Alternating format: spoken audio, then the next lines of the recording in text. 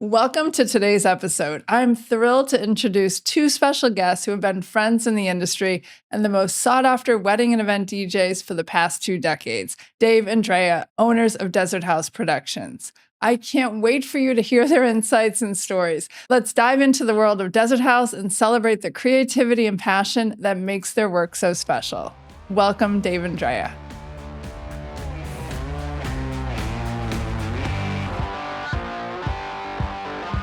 Welcome. Thank you so much, you two, for being here. I know you are super busy, and I really appreciate you. And it's great to see you, too, because it's been a long time. So, Dave, I think it was a couple of years. Flagstaff wedding may have been the last time I saw you. And then Drea, as we just spoke of, more than 5 years ago. That's crazy. So Our paths didn't cross all the time, but when they did, we always loved to be around you guys. So thank you so much for... Likewise. And it was really cool to align with you two in our... we were having a life transition into a new space, a new area, kind of a new, a new way of living. And it seemed to line up just with you two as well, doing the same thing. So exactly. Please tell us a little bit more, since obviously I know what you do. People who are listening don't. So if you don't mind introducing yourself, and then I want to ask about the name Desert House. I don't want to forget to do that. Sure. Please. Both of you introduce, or whoever's going to do the talking. So I'll take most of that. So my name's Dave Strickler. This is my wife, Drea Strickler. We are Desert House Productions, a modern DJ company. We specialize in unique full spectrum DJ services in all sorts of different areas. Our bread and butter is modern signature weddings, but we do a ton of corporate events, all sorts of fun things in the nightclub world. And, we've done a whole lot of other cool things. Restaurants. Lounges, restaurants. We've done it. Super Bowls, Pro Bowls, obviously not the halftime shows or anything, but, we've been living, eating, breathing, and super passionate about, the DJ life and the gig life for 20 plus years now. Crazy. Insane. Yeah. I think I have to have known you for 15 of that. I don't know. Yeah, good chunk. I have a date that I remember exactly meeting the two of you, but I know it's been a while. And I think that's exactly why you're sitting here right now, because of the fact that you're still in the game, and you're thriving, and you're doing all the things. So I would love to get started by asking you. You just touched on it. So 20 years. So how did the two of you, how did you come together to work together? Because obviously Keith and I are a husband and wife team as well. People ask us all the time, how do you do it? Working on, we actually love it. And we're a great team. We're obviously a great, I think, couple, but we love working together. So for the two of you, how did it come together? But how did it work, the two of you? Well, it came together right when we came together, and that was 22 years ago. Yeah. I mean, yeah. And we really fell in love through music, whether it was on the dance floor at a nightclub or through our own musical paths. Before I met Drea, I was a longtime musician as a drummer. I was an emerging DJ. I was in my infancy there when I met her.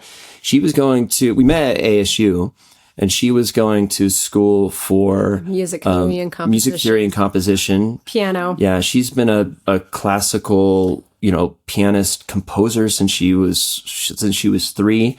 So, wow. we quickly knew right away that we wanted to be together, in life. And we also wanted to do music together in life. Then, it was one of those things where when Dave came up to me at a mutual friend's house, one of the first questions he asked me was, "What kind of music do you listen to?"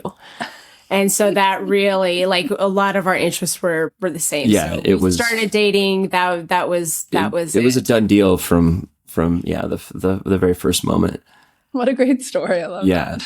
The whole not just a relationship, but the whole path was starting to bloom right then and there. Yeah.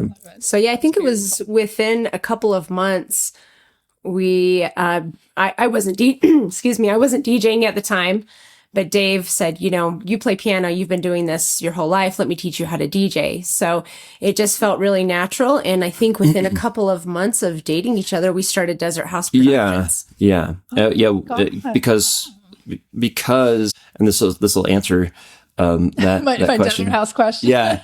Her family she grew up in a house out in the middle of the desert.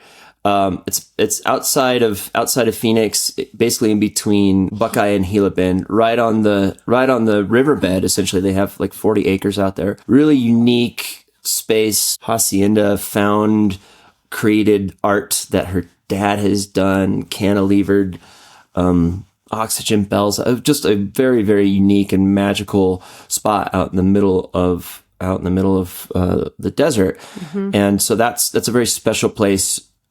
For us, it's a very special vibe that we wanted to bring forward in what we were doing. And also, our love, our heart and soul is house music. So there's also that kind of embedded into the name. So that's where Desert House Productions came from. That's fantastic. It's not just some name pulled out of I had no idea I had the backstory. Right. Yeah. Story. And it has meaning, which is even more special. What a great story. That's fantastic. So now, I didn't mean to cut you off before, but thank you for answering that very important question, where your name derived from. So now, okay, so you're at ASU, you come together, you start this business, you're both now DJs, and then what happens? Well, then it really starts to take off.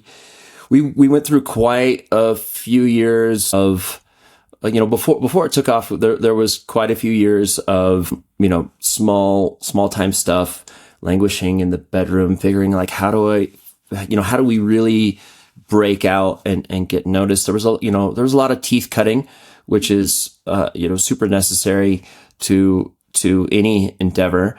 And then, it really took.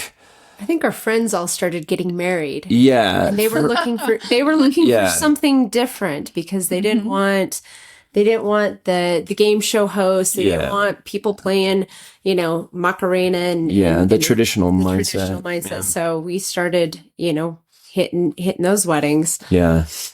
And I think that just as an observer, not working with you all the time, but working with you enough and working within the same industry to know that your reputation was, you were the first person we always wanted to recommend because you were so different. Like there was all the others, and then there was the two of you that seemed to really stand out in the industry, especially back 15 years. Yeah. Yeah. We always knew, what we were relative to the kind of,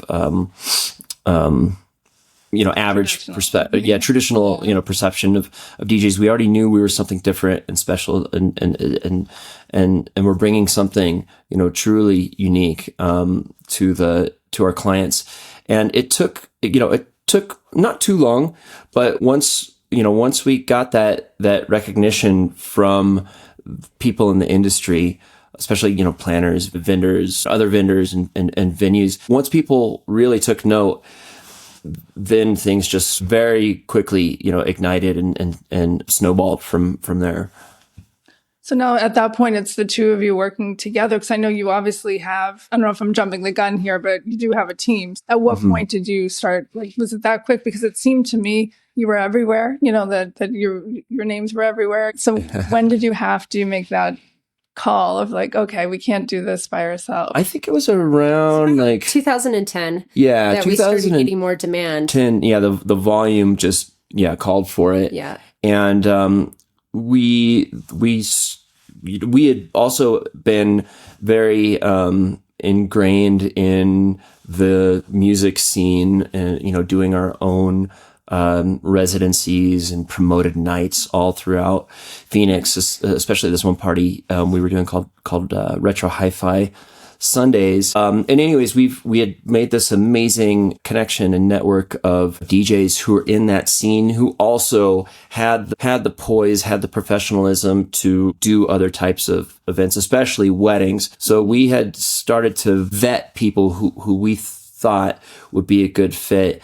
And then when we had the need and the overflow, we were really confident we were putting someone out there who represented Desert House. And it's still, a nice boutique sized team, very closely held, very super talented, high caliber people who have that something special, but also have the passion and that presentability and professionalism needed for weddings and corporate stuff, especially. Absolutely. Definitely. It's not easy. And it must be, or at least I'm sure initially, it's not, I don't want to use the word scary, but it's hard when someone's going out under your name. Yeah. Like you have to, like you said, do your due diligence and make sure that they're doing the same job. I always felt that when other photographers went out for us, that if they had to treat the business like it was theirs, because I want to know that they're putting our best interests and the interest of obviously the client. Yeah. All of our DJs are, also really, really good friends. We know and trust them. Even some of them, like Alex, we raised him as a DJ. So it's all, everyone's got to be family. And it also helps that almost all of the DJs who work for us have had a storied career in and of themselves. So they're bringing so much to the table that we can rely on. They already have their foundation. They've already cut their teeth. They are already operating at a high level. So we weren't going so much out on a branch, bringing them into the team, into the fold. Yeah, and I would say too, a lot of our DJs have places that they're consistently playing at in Phoenix. So, if people want to go check them out, they can even see them live in action prior to booking them. We want DJs who aren't just, moonlighters. Some of them are, but they're constantly working. They're very much in demand. They're always on various different types of events. So they're all well-rounded, very well-tested, skilled people who are constantly in front of different types of crowds, working with different sounds and being very creative always, not just as a side hustle. That's wonderful. Yeah. I was thinking about when you said that people can see them, in action. Basically, is that something that drives people towards you as far as like part of your, I don't want to say marketing, but is that something because you are out there, you and the people who work with you? Is that something that is one of those opportunities to attract more clients, or is that something that you use when someone does inquire and like, oh, come see us here? Yeah, it's great. It's great for creating that initial trust with people and letting them see your work live. Then it's fantastic for building the rapport and relationship with the clients once they are booked. They know, they can come out and see that they're getting a DJ who's a DJ's DJ and is really going to provide something special. They can go to their club night in downtown Phoenix and have a blast there, or pop in and look in on a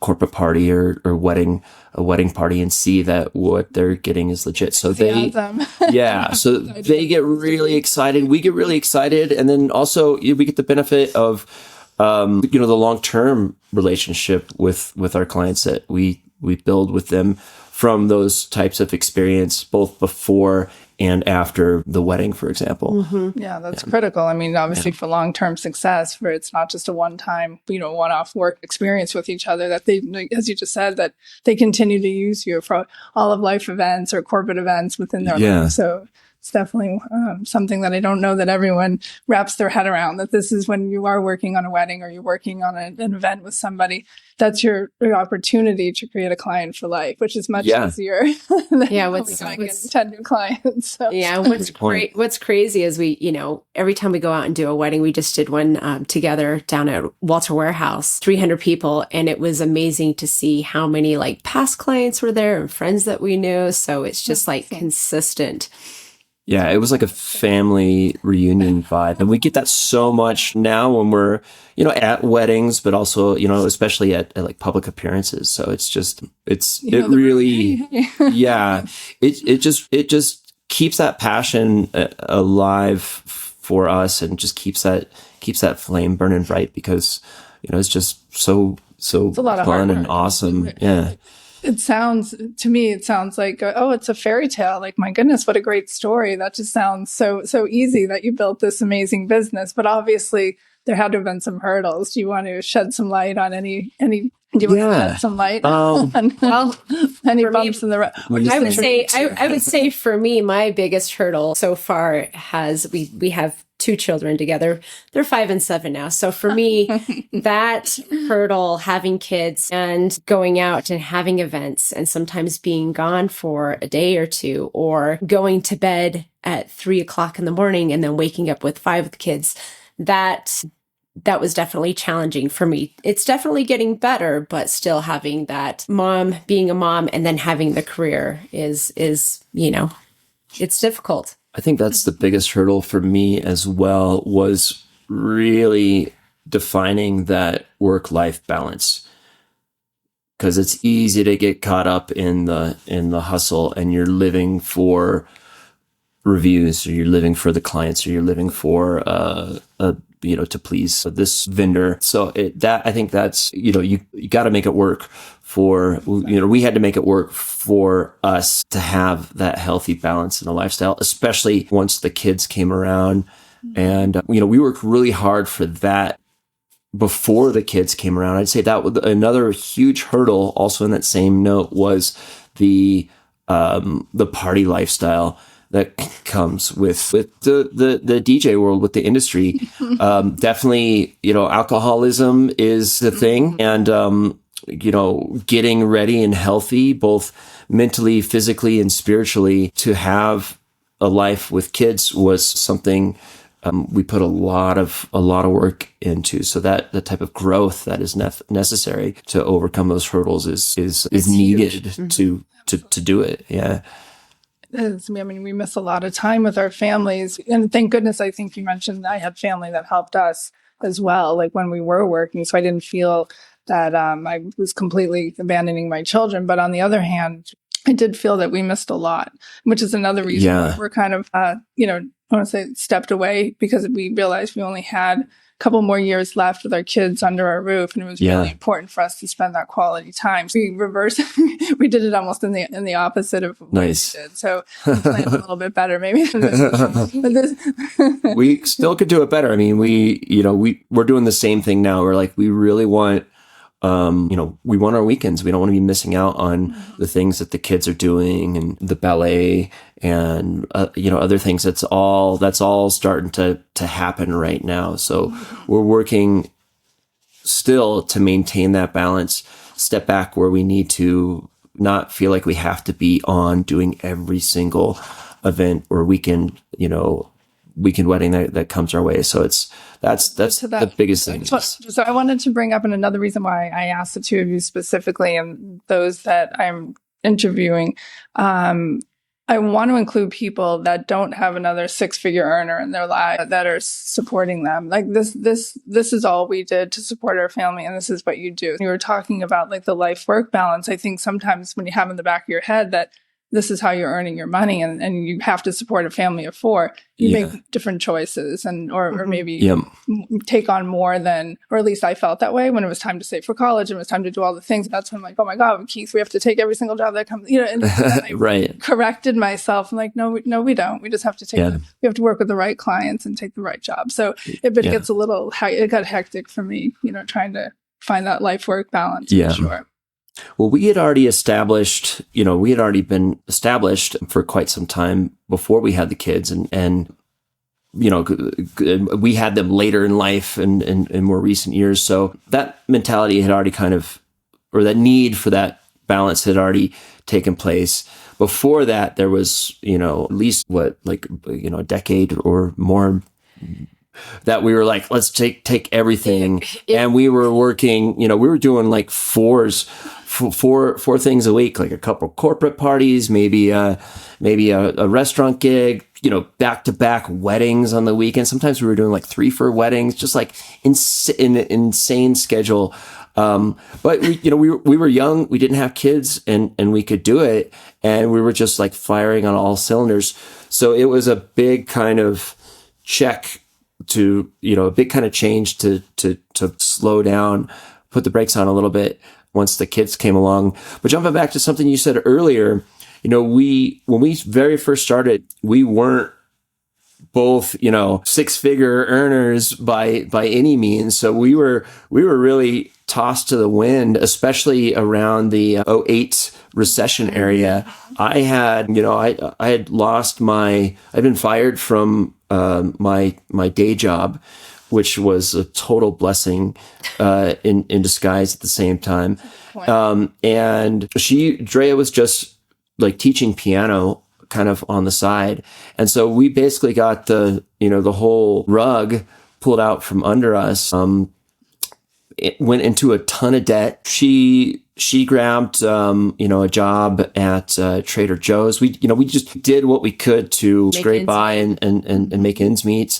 I was, doing most of the, weddings and events there, and that was really starting to be more and more. But we did what we had to do. We went into a ton of debt, and it took, a few years to really dig out of that. But whether you have a financial support system or not, it's just a matter of just driving forward no matter what, doing what you have to do. I was, I took jobs smashing rocks for my geologist cousin out in the middle of the Arizona summer. And, it was a strange time. Yeah, just doing whatever to make ends meet. And then eventually people took notice of the company and the brand, and we caught that wave.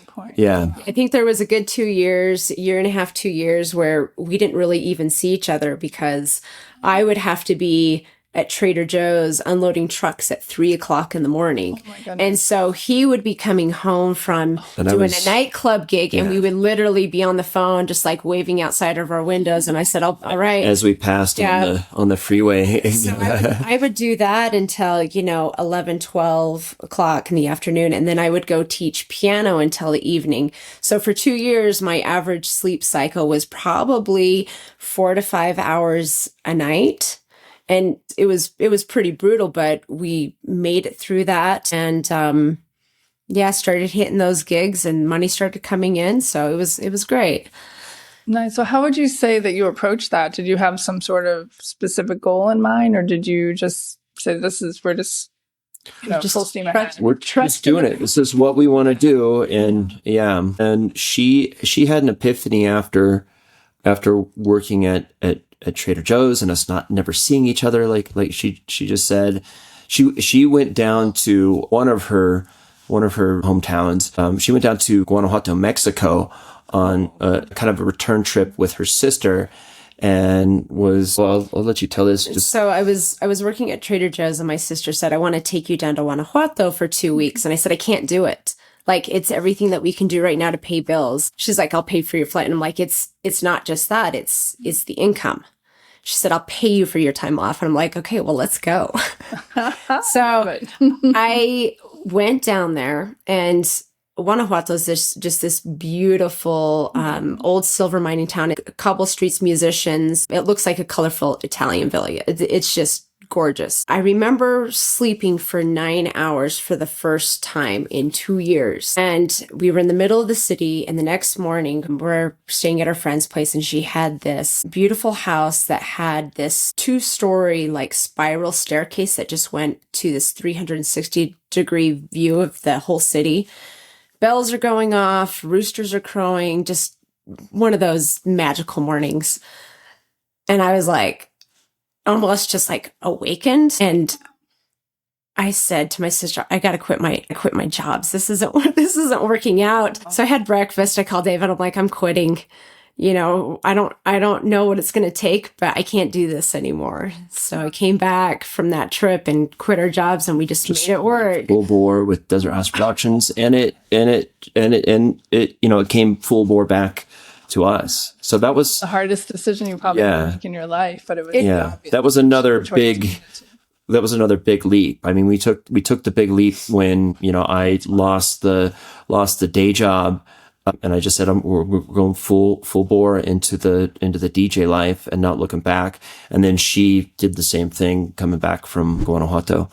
Wow, that's really powerful, because I imagine if you didn't make that choice, well, maybe it happens years later or some other divergent path happens, but imagine, like, well, don't imagine what could have been, because you know what is Yeah. what is. It's definitely a scary leap. And Hell yeah. you know, to be at that point where you're just done, like every cell in your body's like, you can't do this anymore. That's the point where I was at. And I just kept on telling myself, everything's going to work out. Just trust in the process. We're going to make this work. I need to quit this in order to launch us forward.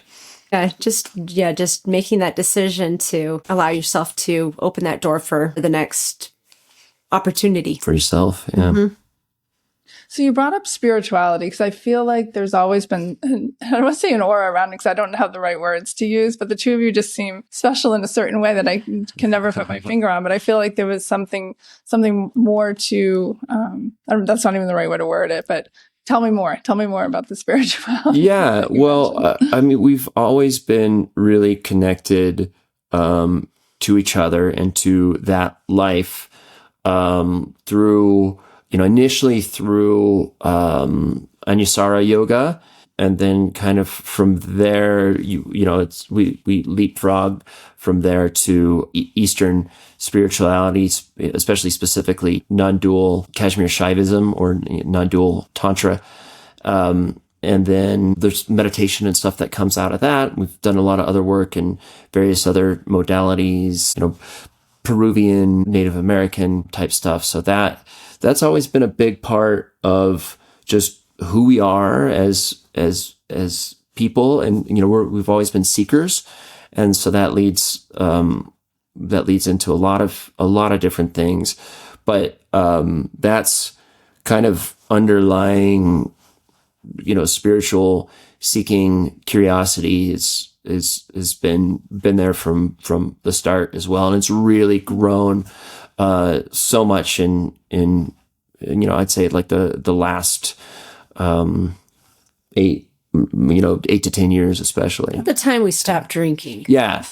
And Time that we needed to Get off the sauce. Yeah.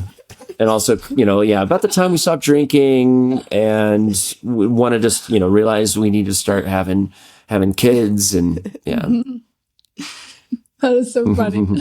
And so we all can learn from that for sure. Oh, yeah. So it's so funny how you start to see the light once you're, out of the bottom of the...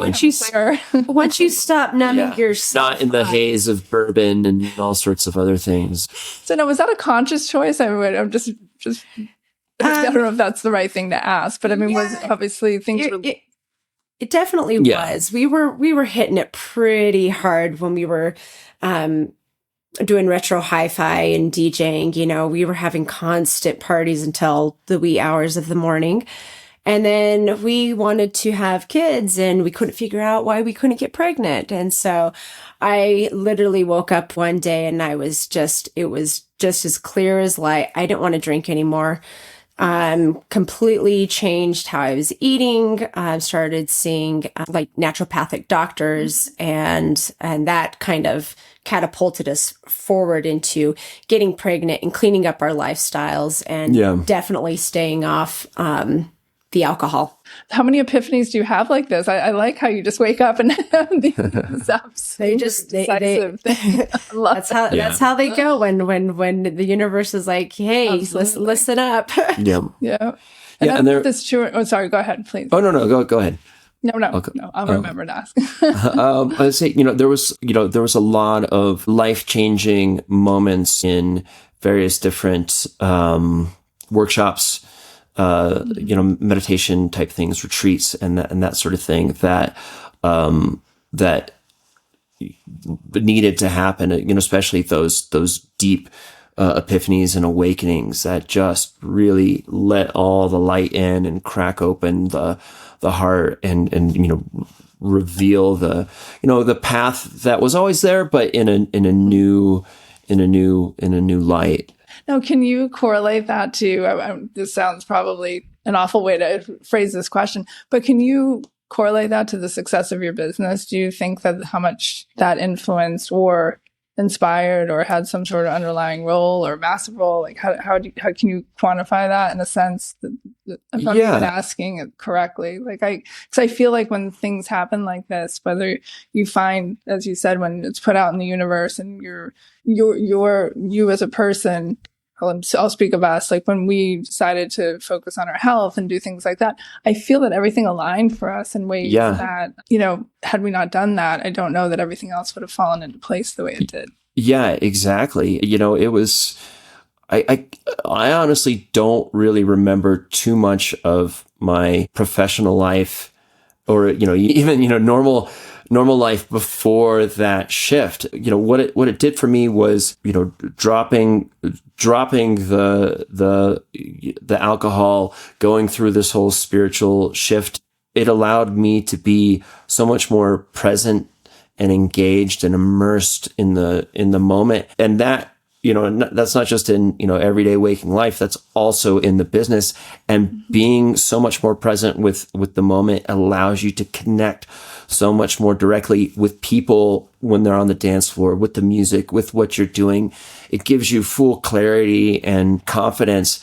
And I think what I was doing before that shift with Desert House was apparently great because there was a lot of good feedback from clients and stuff, but it was nothing compared to what I've noticed with my own passion and talent and abilities behind the decks since that shift. Wow. Again, another powerful, that's just amazing. I just thought your story's fascinating. And so as it relates to the wedding and event industry as a whole, like when you look around at, I'll speak for photographers. So all I hear constantly from people that I mentor and coach is that it's saturated. How do I stand out? There's too many photographers, blah, blah, blah, blah, blah. And I hear that, but yet I see a lot of photographers doing really, really well, and I see the industry as a whole growing, yet I see a lot of people kind of competing amongst themselves, like I don't want to say the lower end as far as what they're charging, but just that everyone's websites look alike. Everyone's showing a lot of similar work. You two seem to have always been on the outer side of that. You're not trying to be like everyone else, clearly. What advice would you give to people who think, oh my God, there's so many competitors in the industry? Well, that's what I've always heard about every different industry at various different times as in the past. It's so saturated, oh my goodness, there's so much competition. The best advice I ever got was, right off the bat when we were really getting out there, and it was from a photographer, actually, Archie Cozy. I don't know if you know Archie and Heather. Anyways, this is quite some time ago, but, he said his best advice to me was, it's not a pie. The industry's not a pie. It's a whole bakery. It's a whole pie shop. There's so much. You don't be small town minded when it comes to others. There's something out there for everybody. So I would say to people who are starting out, don't let the amount of competition, the saturation throw you off. It's a pie shop, not just a pie that you have access to. Yeah, that's a great analogy because that's a fantastic analogy. And just within exactly as you described, there's enough for everybody. It's just a matter of choosing how you're going to stand out, I think. Yeah. And I think when you try to be like everyone else, it's hard to stand out. There's a niche out there that, for everyone, you just got to figure out what's your niche. So when you're starting out, just keep grinding, just hit it, beat the streets, especially if you're in the DJ industry, go out there, support everyone, across the board of, irregardless of genre, just go out there and make acquaintances with people, see what people are doing. If you're in photography, go be a second shooter with, all sorts of different people, just get that experience and get that confidence, get that skill set, and then that will translate into what makes you an individual and sets you apart. And really think about early on what it is that you want to be as a distinct artist, vendor, etc. early on. Think about that, visualize it, and then that will, set that intention, and that will come to fruition as long as you just keep at it. And I think sometimes it's the fear of being different and keeps people the same. And using you as an example, and you both seem to have known that years ago and just followed that path. And I think push that difference for sure. Yeah. 100%. Because that might be that for us, that's the big thing. Push that difference for sure. Make sure people can see why you are unique. So, and clients respond to that, I think, when they know that you're the expert and you offer something that all these others don't. I mean, it's a clear choice. The other big thing too is just really working on those inner relationships, and when you're going to an event, making sure you have that connection with all of those other vendors, because that's when it starts to really spread. Those vendors, those coordinators really enjoyed working with you. You were super professional. You were low stress. That's a huge one, is just showing up to an event. And even when things are going awry, and, they always are. They always are, is just, taking those big, deep breaths, keeping it super cool, especially around all the other vendors, because if you're stressed out, then all the other vendors are stressed out. It spreads like wildfire. So keeping it cool and keeping confident, and then just forming those relationships, because then you start to get the referrals from the coordinator, the photographer, the videographer, the other musicians that you work with. And just like you mentioned, you go to an event now and half the room. I think a lot of people forget that those 200 people at a wedding or at an event, or 1,000 people at an event, they're also potential clients. Yeah. They're also watching you work. And when you're calm, they may not know what's going on behind the scenes, but they'll see you doing, putting this incredible pace forward, and they just think you're fantastic, and you're marketing to them indirectly. But I think that some people lose sight of you're out there every single event. At least Keith and I always view that every single event we're working, we're in front of all these people, and behave, and like you said, be on your best behavior. And I think you'd be shocked at how many. Be on your best behavior, but keep it light, keep it fun. Maintain a balance between confidence and professionalism. The extremes of both of those are someone who's an egotistical diva, which you don't want to bring into. And then there's also, the other side of that is someone who's, bringing in a total amateur, slacking type of energy. So that happy medium where you're having fun, you're totally confident and in control of what you're doing, just delivering that great poised energy. People really, really respond to that. Just being nice and constantly engaging, treating everyone, whether it's crowd or the other vendor team, like family, keeps it really feeling great for you, and it feels great for everybody else. And then that people will pick up on that energy and want to work with you again. Absolutely. That great feeling will keep the passion alive within you as well, and will give you longevity in the industry. Yeah, so you don't lose your soul to the job. Exactly. Yeah. We have this sound healing. We call it Symphonic Immersion. It's basically a group or a band that we've started. It's called SpiritualThing. And we now are offering these really unique sound journey experiences that involve all of our talents as DJs, music producers, musicians, performers. And it's a mix of this basically cool spaceship of keyboards and vintage electric pianos that we've built for Drea, and then gongs, crystal and Tibetan bowls, various different shakers, Native American flutes, a whole bunch of really great sound design that we put into it, and atmospheres and a whole really bunch of pedals, cool effects pedals, a whole lot of delay and reverb. Anyways, we're this is our passion project now of delivering this. My next question. Yeah. This is we want to deliver, immersive healing frequencies and these sound journeys to people. And we've really started to take off with that, doing some great work with that. and some larger size unique venues around Phoenix and northern Arizona. And so that's our, a big part of our path right now is the spiritual thing, sound healing stuff. Yeah, it's been really nice. Sorry. Oh no, I was gonna say it's been really nice. We actually ended up converting our garage, which we're in Flagstaff, so we're going to be shoveling some snow. But we converted our garage into our studio, and it's really nice because once a month we offer a virtual symphonic sound immersion. So people around the world can log on when we do those, and all they do is put on a pair of headphones. They can lay in their own bed, and they get this beautiful. Oh, I'm excited! 2-hour. Yeah. Oh yeah. Yeah, we'll send you, a link to the next one.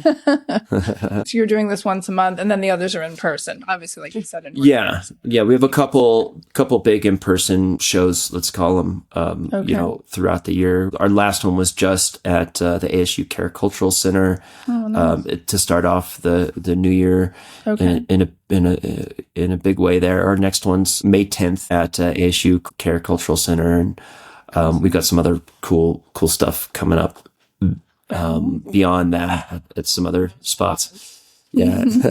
No worries. Where's your cat? I know. Where's the cat? At the door. So, okay. So question, when you have this, you called it a personal project, a passion project. Mm-hmm. Where do you see yourself? Like if you had to think 5 years or 10 years, so obviously this is the next, where you're in this evolution in this direction.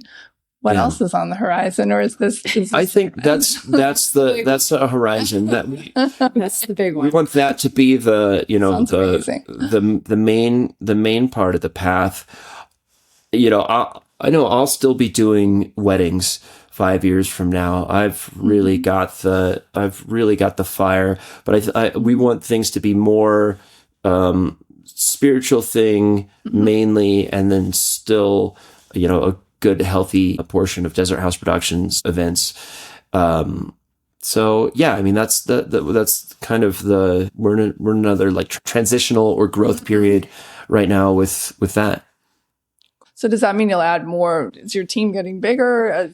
We actually have expanded the team in recent years, and we want the team members to be more of the initial bookings that come in, but each of us are still so much the face of the company of Desert House. We're the first and the most that's in demand when people come to the company, but our veterans, our residents are starting to be more and more. So, okay. Yeah.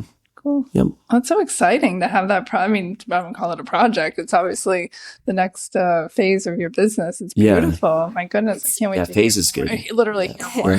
It's nice. I've cut back on the amount of DJ gigs I've been taking just because of the kids, and so this is really nice because it allows us to be home a lot more. So we have that new balance of the family with being able to still pull in the income. Mm-hmm. Nice, very nice. And you can focus a lot more on, the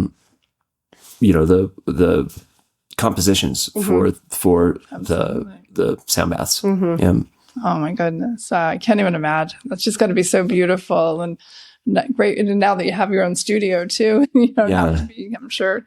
Yeah, we're spoiled for sure. Yeah, Dave's built quite the remarkable spaceship. I just go in there and I don't know what he does. He's a wizard, and he's constantly putting this chord in that place, and then he's like, okay, go play, and it just sounds like pure magic. Yeah. Wow. Oh my goodness.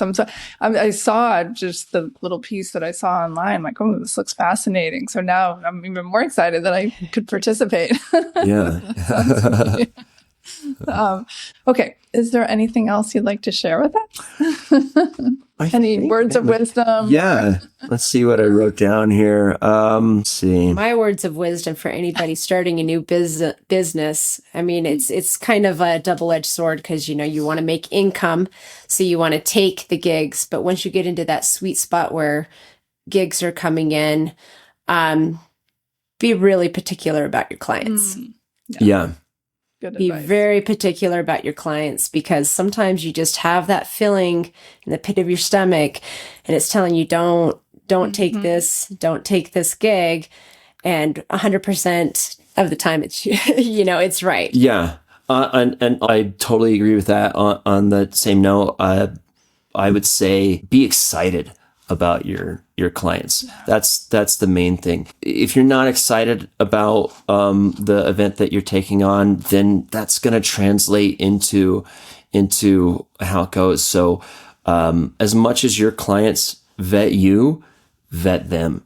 Make sure the overall recipe is amazing, so that you're really set up for success. I think that's great. I mean, that's probably like the number one advice I can give we can give is set yourself up for success. And that is being really excited about the client that you're taking on, the event that you're going into, the vendors that you work with. Yeah. If that excitement is there and that passion is there for that particular gig, that's going to transmit over to the dance floor or the overall energetics of the event, and just totally, take that event exponentially to the next level for you and for everybody involved. Yeah. You're right. It's contagious. And it's fantastic. Great energy. And like you said, everyone benefits from that. It's all about the energetics. Absolutely. Yeah.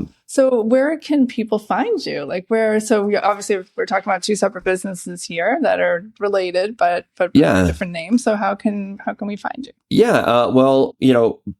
DesertHouseProductions.com links in, to the Instagram. So does SpiritualThing.com. But I think like our Instagram land is kind of where we put out all of our calling cards, so to speak, or samples of work and that type of stuff. We're pretty active on there. So definitely, we post things from many different worlds on Desert House Productions, including Spiritual Thing, our nightclub gigs, a ton of raw footage from past weddings and corporate events. So, just, at Desert House on Instagram, I think is the best kind of focal point for all of the stuff we chatted about. Okay. Yeah. So my last question, would you say that most of your people, if you had to, I don't know if you keep track of percentages or have any idea, but would you say that word of mouth is pretty much your leading? Definitely. Yeah. Word of mouth is the thing for sure. Yeah. Fantastic. That's so cool. That is so amazing. Any other parting words? I appreciate it because I know how busy you are, but it just felt important to me because I know the two of you are doing great things, and it's just exciting for us from afar to watch. Guanajuato is one of my favorite cities. Oh my God. I can see how you had the awakening there. Not too many people have been there. Did you go to Guanajuato or like San Miguel? No, the city of Guanajuato. So we nice. She's been working with this Mexican family for probably 15, 20 years, 25 years maybe since when we met. And they live in Leon. So their daughter got married. Keith had seen her grow up, and then they surprised her and had Keith and I come photograph the wedding. But they were so sweet and brought us to Guanajuato, all over. But San Miguel for like an hour or two, but Guanajuato we spent there. Oh yeah. So you know how magical that place is. Yeah, my parents picked up and moved down there. We lived there about 2 years. Wow. And it was still to this day like one of my favorite places that I've ever lived. That's so cool. It's such a special and amazing. I'm sure both sets of parents are amazing, but they sound very they had 7 kids, and they decided that where we currently were at wasn't in alignment, and so they sold our house and they just packed up 1989, 1990, and lived in central Mexico. And at the time, moved to Guanajuato on a whim. Yeah, they didn't have internet back then, so we had no idea of what it looked like. They were like, one of their friends is like, go move your family to Guanajuato if you want your kids to be fluent in Spanish, and they're like, let's do that. And at the time, there was no Americans. All the Americans are in San Miguel. Oh, so yeah, exactly. Yeah. Oh my God. I barely heard Spanish being spoken there. yeah. Wow, that's so incredible. I love that. When I was 7, my mom, like, she got divorced. She's like, just pick a spot on the globe, Melissa. Like, my sister and I get to pick, and we moved to Seattle from Boston. Oh, wow. Yeah. So it's always kind of been in my DNA as well. It's like, oh, well, we'll move to Guanajuato. Yeah. That's awesome. And what a great experience. And your parents. Well, it's cool that you guys are living in Paris now. For now, yeah. Like, this is working. It's working out. And we'll see. But I like that approach. Like, now that we'll be, I don't want to say free, but like the kids are going to be gone. Yeah. That's going to be a new chapter that we haven't experienced. So we'll see where it goes. And, but it's just fun. It's just fun to have kids your age. It's fun now, and it's all wonderful. So, yeah. It's great. But thank you so much. I really thank you. To see both your faces. Yeah. Thank you so much for thinking of us for this. This is a treat, and it's great what you're providing for.